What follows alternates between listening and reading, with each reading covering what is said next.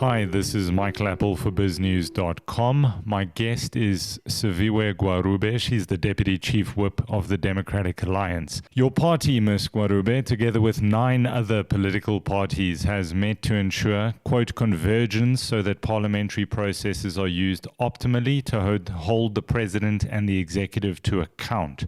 What do you need to hold the President to account for, and what mechanism do you believe is best to do that? Michael, of course, as a country would have learned over the past couple of months about the robbery that took place in the President's Phala Phala farm. The reality is that there are a number of questions which remain unanswered by the President, by state institutions, about this particular robbery. And we're of the view as a Democratic Alliance, and it seems we have found alliance with the other opposition parties on this, that it is quite important for Parliament to not abdicate its responsibility, but to be at the forefront of seeking these answers. One of the things that we were heavily criticized for as Parliament during state capture was that Parliament essentially stood by, and in effect, it's inaction aided and abetted state capture. And so ultimately, this is what we want the President to really answer for. What happened on his farm? Why was this matter not taken through the relevant law enforcement agencies? Why does it seem that state resources were used in resolving an issue that was essentially being happened behind closed doors? And so these are some of the questions that we believe that should be dealt with in Parliament over and above some of the investigations that are happening. As a DA, we've long held that we're of the belief that an ad hoc committee should be established in order to establish the facts.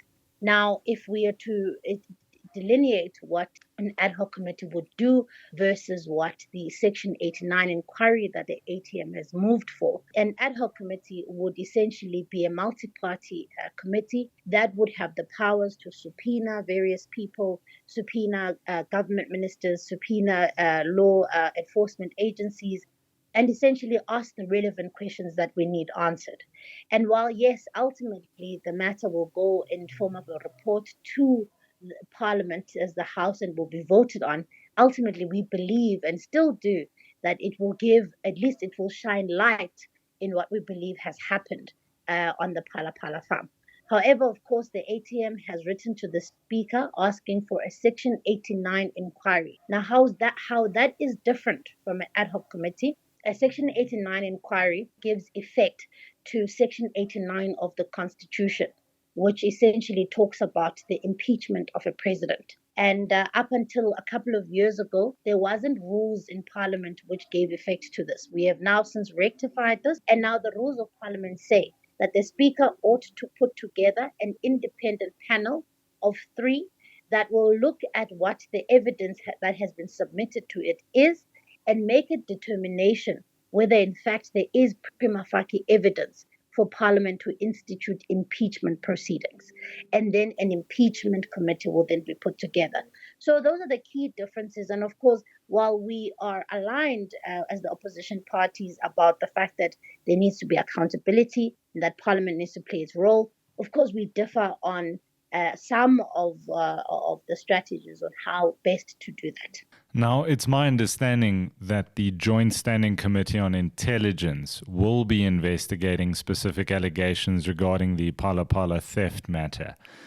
But you're saying that through your leader, John Steenhuisen, you'd prefer an ad hoc committee to be established. It's got to do with the powers that such an ad hoc committee would have. Is that correct? It does, but also it has to do with the transparency, Michael, because of course, the Joint Standing Committee on Intelligence is bound by confidentiality. So that means that the 2 matters that the Speaker has since referred to the Joint Standing Committee on Intelligence, those issues and those deliberations are behind closed doors.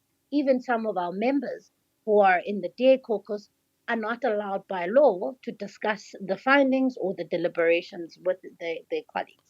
And so our view was that this matter has gripped South Africa and it is in the public interest for not only the President, but also for Parliament to be seen to be doing its job. And we still do not think that this is the correct course of action. that sending this matter to the Joint Standing Committee of Intelligence. And of course, the Speaker has been quite specific in really limiting and having a narrow reading of what we asked her to do.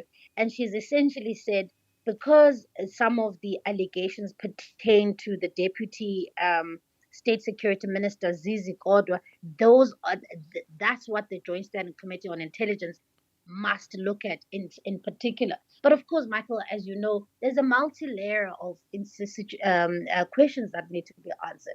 There's issues pertaining to other governments on the continent. There's issues pertaining to potential torturing on the property, foreign currency on the property. There's issues relating to state institutions that were used to do basically covert investigations.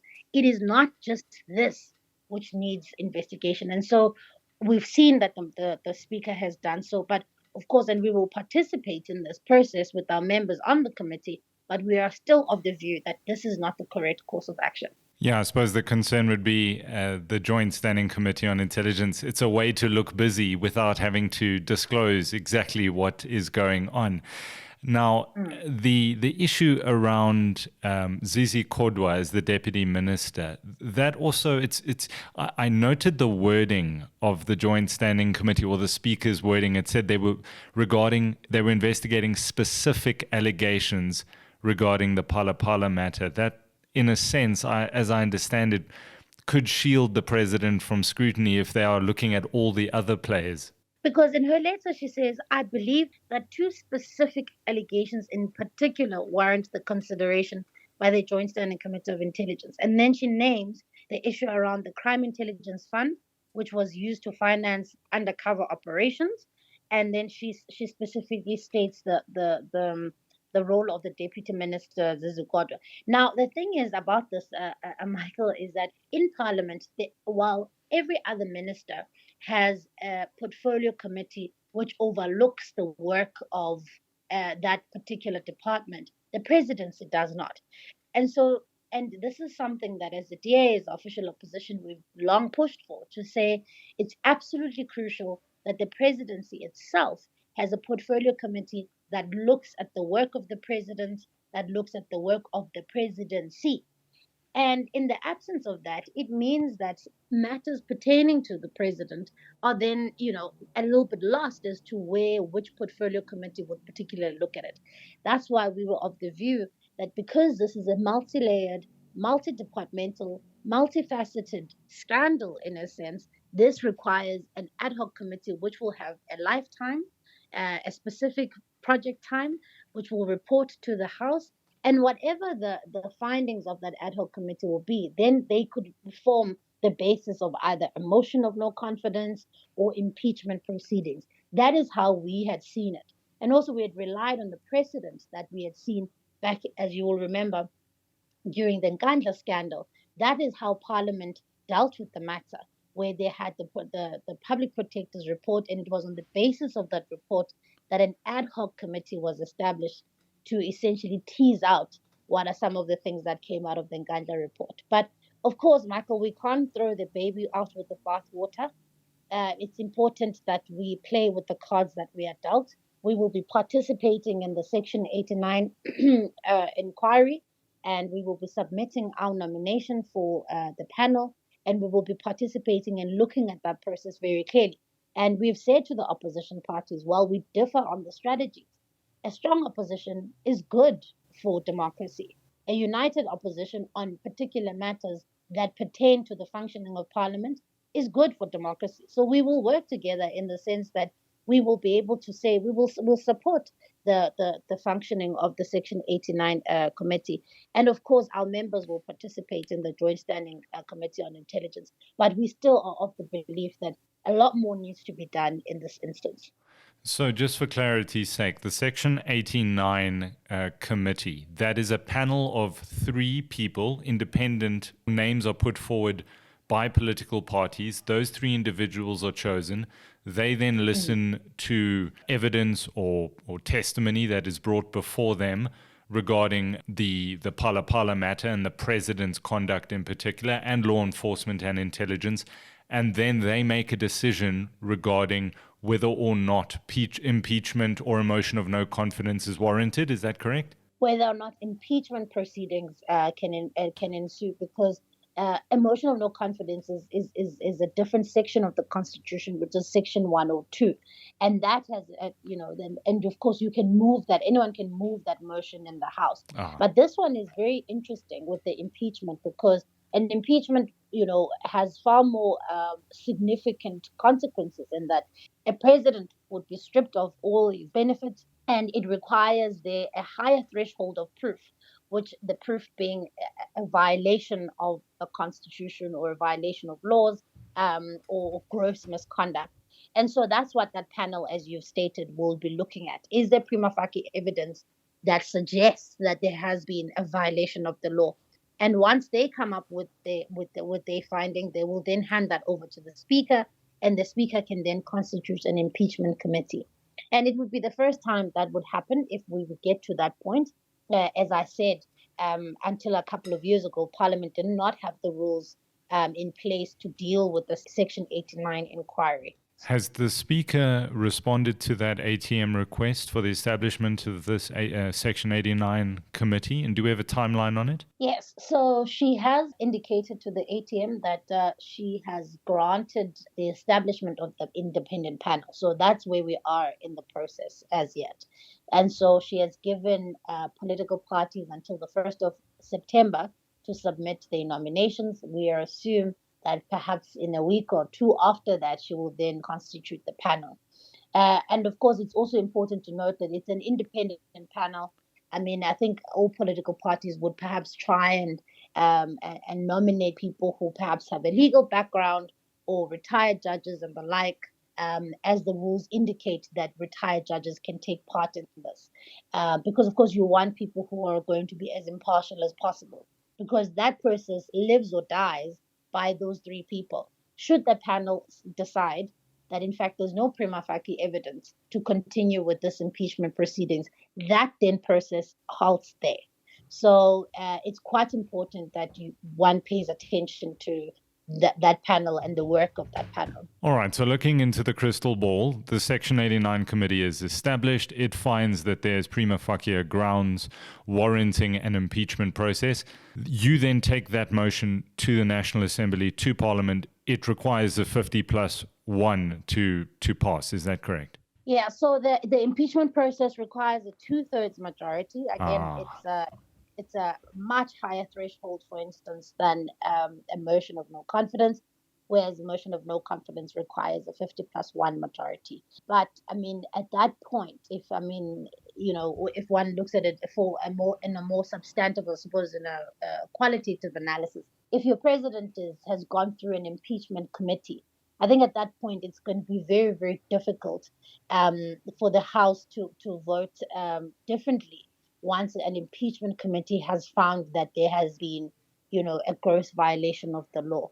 And so I think if the process goes past the panel and goes to the process of really an established impeachment inquiry, then I think that you've got a very good chance of, because of course then you would have established that there has been law that's broken.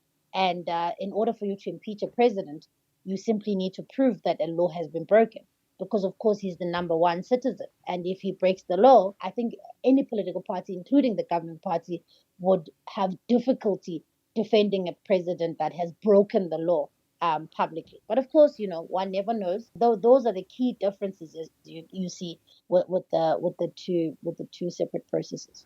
Yeah, I mean, if it was a motion of no confidence, your grouping of opposition parties would require 36 votes to get that 50+1, with a 2/3 majority required. That is a very tall ask. And we know, looking at the history books, the way that the ANC votes when it comes to things like this. They call it the lagering behind the ANC. Lastly, you were granted access to the President's Declaration of Interests at the Union Buildings. What can you tell us about that visit? Look, I mean, we obviously going there, we had wanted to, first of all, I think any member of parliament, just for the purposes of the public, any member of parliament can go and view the private interests of the president. They are housed in the union buildings, and you can organize to go and view them. We are of the view that there shouldn't really be private interests and public interests of the president. We believe that, in fact, that section in the members' interests really should be amended.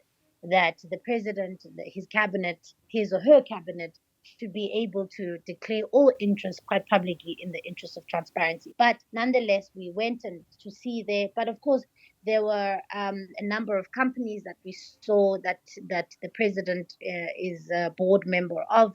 There are a number of companies and family trusts that are on the go.